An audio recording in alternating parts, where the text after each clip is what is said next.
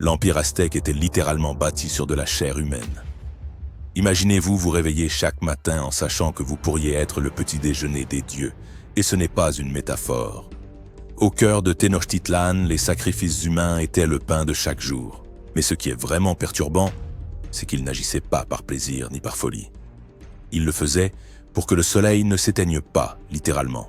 Selon leur cosmovision, les dieux avaient absolument besoin de cœurs humains palpitants pour maintenir l'univers en marche. Sans eux, le soleil s'immobilisait, la terre mourait, et avec elle, nous tous disparaissions. Mais ce qui commença comme une croyance religieuse finit par devenir une industrie du sacrifice, une si massive qu'elle ferait passer le Colisée romain pour une cour de récréation. Lors de la redédicace du Templo Mayor en 1487, il est dit qu'ils auraient sacrifié 80 000 personnes en l'espace de seulement 4 jours, bien que certains historiens mettent en doute ce chiffre. Même les versions les plus modérées parlent d'environ 22 000 par an. Quoi qu'il en soit, une telle chose ne pouvait pas être de la spiritualité. C'étaient des massacres à grande échelle. Mais la situation ne faisait qu'empirer, car les morts ne disparaissaient pas en silence. Après l'horrible rituel de sacrifice, leurs crânes étaient enfilés un par un sur des structures appelées Zompantli, de véritables murs faits d'ossements qui pouvaient contenir des dizaines de milliers de têtes humaines. La plus grande enregistrée dépassait les 100 000 crânes. C'était un rappel visuel de ce qui se produisait si vous osiez défier l'Empire. Lors de la guerre aztèque, contrairement à la croyance populaire, leur objectif n'était pas de tuer. Ce qui était vraiment précieux, c'était de capturer des ennemis vivants, car un prisonnier était beaucoup plus utile qu'un cadavre. C'était une offrande, une qui avait un nom, une histoire et un cœur qui battait encore. Les guerriers qui réussissaient à ramener le plus de captifs étaient traités en héros.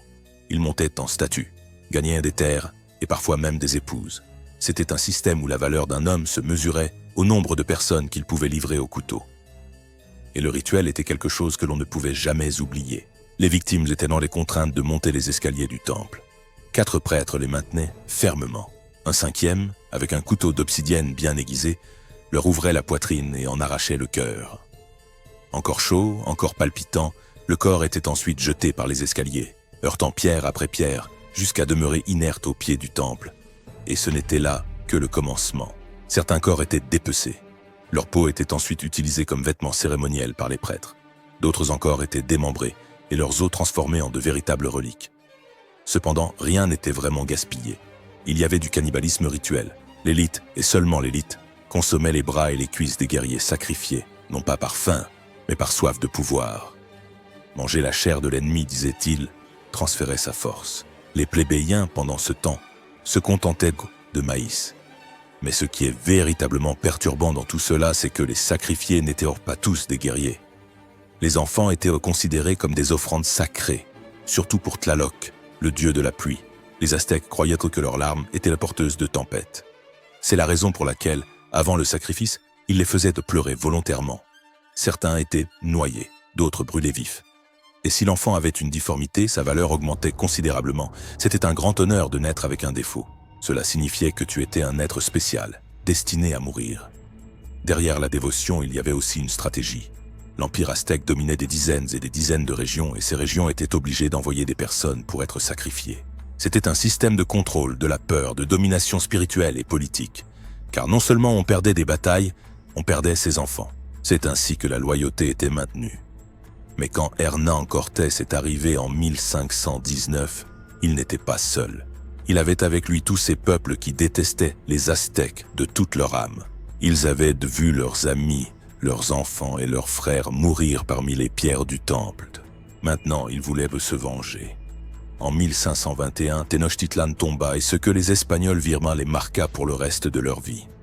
Des structures avec des milliers de crânes, des temples trempés de sang et des prêtres sacrifiant encore tandis que la ville brûlait. Cortés et les siens étaient loin d'être des saints, mais même eux, dans leur brutalité, décidèrent que ce massacre devait cesser. Et ainsi un empire soutenu par des cœurs humains fut détruit par une trahison, une épidémie et un feu que même les dieux ne purent éteindre. Ou peut-être n'ont-ils pas voulu. Si tu vivais à Sparte dès ta naissance, un conseil d'anciens décidait déjà si tu méritais de vivre. Ce n'est pas exagéré. À Sparte, la vie commençait par un jugement.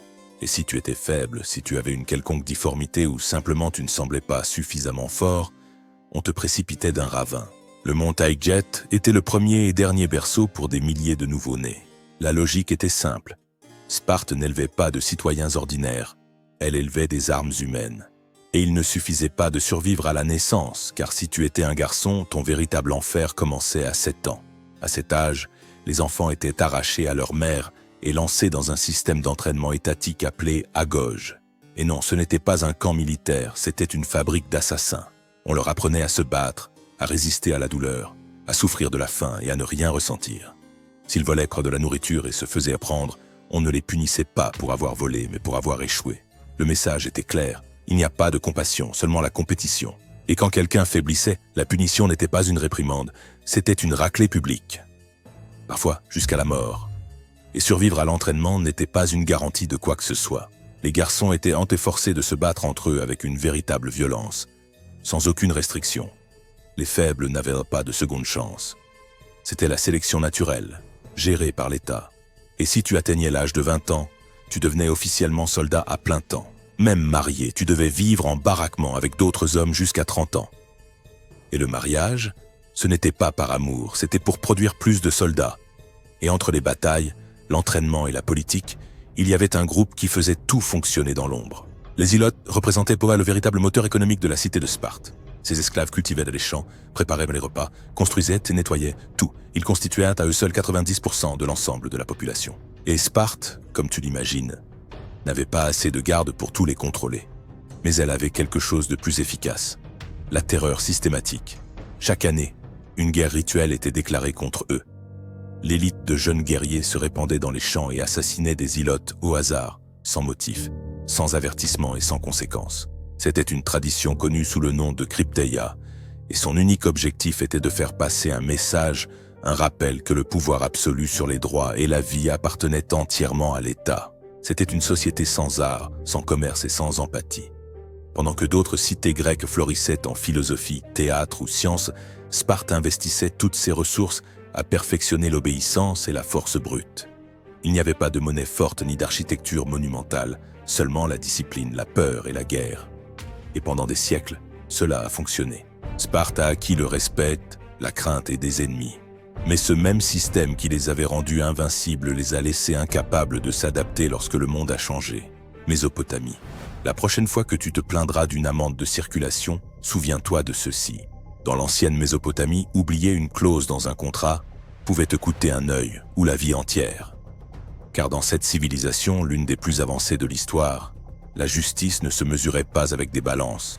Elle se mesurait avec des couteaux, des cordes et des briques ensanglantées. Et les châtiments étaient différents selon ta profession et selon ton sexe. Le plus curieux, c'est qu'ils n'étaient pas de simples sauvages sans loi. Au contraire, ils possédaient le premier code juridique de l'humanité, un système structuré et détaillé avec plus de 280 lois gravées dans la pierre. Hammurabi appelait cela justice. Mais quand on lit leurs châtiments, on se rend compte que ce qu'ils cherchaient était une forme de vengeance officialisée. Avez-vous construit une maison qui s'est effondrée et a tué quelqu'un ? Alors, tu devais payer avec la vie même de ton fils. Tu as brisé l'os d'un noble ? Alors, prépare-toi. L'État viendrait te briser le tien. Et ce n'était que le début. Les peines étaient créativement sadiques. Il y avait des empalements, des pendaisons et des mutilations publiques. Parfois, on t'écorchait vif. En d'autres occasions, on t'emmurait à l'intérieur des murs, respirant encore en guise de sacrifice pour protéger la structure du bâtiment. Certains finissaient dévorés par des lions devant des foules qui ne regardaient pas par morbidité, mais par avertissement. Et si vous croyez que cela ne s'appliquait qu'aux criminels violents, vous vous trompez. La liste des offenses mortelles incluait des erreurs médicales aux disputes familiales. Un chirurgien qui ratait une opération pouvait perdre ses 2 mains. Un prêtre qui se trompait en interprétant un présage pouvait être fouetté, exilé ou directement exécuté. Et les femmes, bien entendu, n'échappaient pas à cette logique. Si l'on soupçonnait qu'une épouse avait commis l'adultère, on la jetait dans le fleuve Euphrate. Si elle flottait, elle était innocente. S'il se noyait, eh bien, l'affaire était réglée. La nature était le jury, le bourreau est l'excuse parfaite. Et si ça te semble déjà absurde, attends, car même trop parler pouvait te laisser sans langue, sans oreille ou sans liberté. Les esclaves n'étaient même pas considérés comme des êtres humains. Si l'un d'eux tentait de s'échapper, le maître avait tout le droit de lui arracher les yeux. Et s'il commettait une erreur, peu importait son intention, il était puni de manière exemplaire pour que tous se souviennent de leur place. Tu n'étais pas une personne, tu étais une propriété avec un pouls. Pourtant, et voici la contradiction qui va à l'encontre de toute logique, cette même civilisation fut le berceau d'avancées qui ont façonné le monde. Ils ont inventé l'écriture cunéiforme, l'irrigation, le concept des impôts et la bureaucratie. Ils ont érigé des temples, des villes et des systèmes de gouvernement qui nous inspirent encore aujourd'hui. Mais ils l'ont fait les mains souillées, car en Mésopotamie, la civilisation et la barbarie n'étaient pas opposées. Elles étaient partenaires. Avec le temps, d'autres cultures, comme les Perses ou les Grecs, adouciraient certaines peines. Mais l'écho du code d'Hammurabi a continué de résonner pendant des siècles. Même aujourd'hui, la fameuse expression « œil pour œil » survit dans les discussions politiques, les mèmes et les vengeances personnelles. Mais au moins, nous n'arrachons plus les yeux avec la permission de l'État. Ou du moins, c'est ce que nous croyons. Égypte. Quand vous pensez à l'Égypte ancienne, vous imaginez probablement des pyramides majestueuses, des pharaons dorés et des rituels mystiques sous des cieux étoilés. Mais derrière cette image quasi romantique d'une civilisation éternelle, se cache une réalité que peu de gens mentionnent, une obsession maladive pour le corps humain, poussée à des limites qui nous sembleraient aujourd'hui tirées d'un film d'horreur. Parce que l'Occident en était encore à ses balbutiements en médecine, les Égyptiens ouvraient déjà les cadavres comme des manuels d'instruction divine.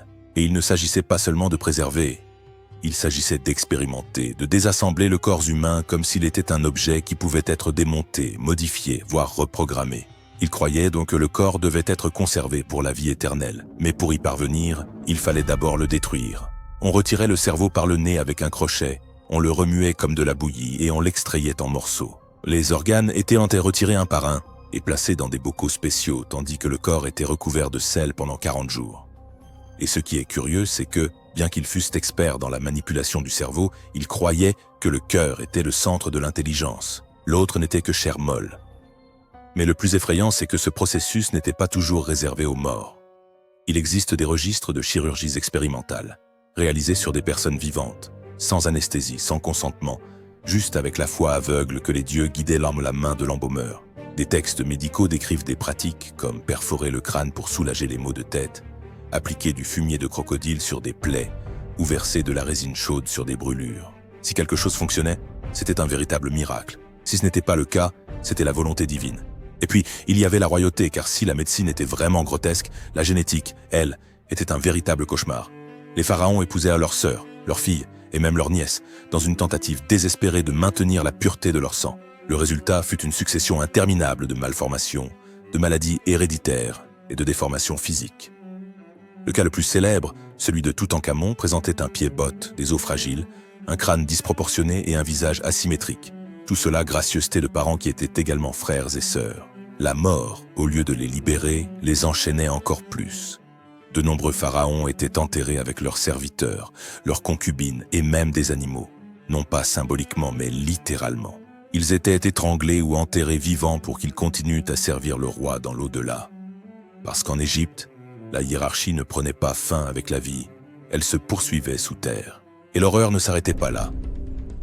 Durant les siècles qui ont suivi, ces mêmes corps momifiés furent pillés, pulvérisés et vendus comme remède. Poudre de momie, c'est ainsi qu'on l'appelait. Un remède miraculeux qu'on ingérait pour guérir des maladies, renforcer la virilité ou simplement comme un symbole de statut. On le consommait en Europe avec enthousiasme, sans savoir ou sans vouloir le savoir qu'il mâchait des cadavres millénaires.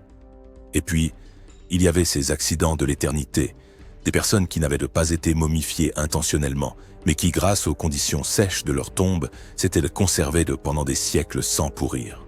Des corps à la peau intacte, des tatouages visibles, et même des cheveux. La mort les a atteints, mais ne les a pas entièrement emportés. Et en les découvrant, les archéologues exhumaient les regards figés de personnes qui n'auraient jamais cru être revues. Alors non, l'Égypte n'était pas que de l'or, des dieux et de la sagesse. C'était aussi des bistouris primitifs, des rituels grotesques et une idée si morbide de l'immortalité qui transforma le corps humain en la toile de leurs obsessions. Tandis qu'ils cherchaient la vie éternelle, ils laissèrent derrière eux une galerie d'horreurs qu'aucun dieu n'osa effacer. Chez les Incas, si tu naissais avec des traits délicats, un regard tranquille et un comportement obéissant, tu étais considéré comme quelqu'un de spécial, mais pas de la façon que tu imagines.